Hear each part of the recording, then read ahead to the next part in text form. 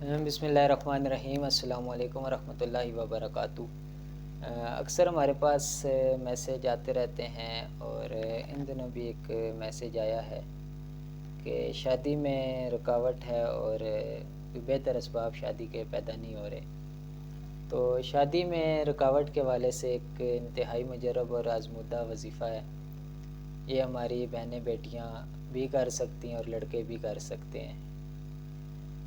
وظیفے کی ترتیب اس طرح ہے کہ سورہ تین والزیتون، یہ پوری سورہ مبارکہ 60 مرتبہ اول آخر 11 مرتبہ درود شریف کے ساتھ فجر کی نماز کے بعد سورج نکلنے سے پہلے یہ پڑھنی آپ نے سے معمول بنا لیں، یقین کامل کے ساتھ پڑھیں، انشاءاللہ آپ اس کا فیض کامل بھی دیکھیں گے۔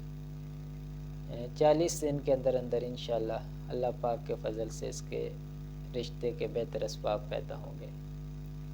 اس کے علاوہ اگر رشتے میں بندشوں کے حوالے سے، جادو جنات کے حوالے سے کوئی مسئلے مسائل روحانی مسائل ہیں، بار بار بندشیں لگ رہی ہیں، تو الحمدللہ آستانہ عالیہ ویسیہ قادریہ واہ کینٹ، تحصیل ٹیکسلا، ضلع راولپنڈی، جادو جنات اور بندشوں کے حوالے سے مکمل روحانی علاج کیا جاتا ہے۔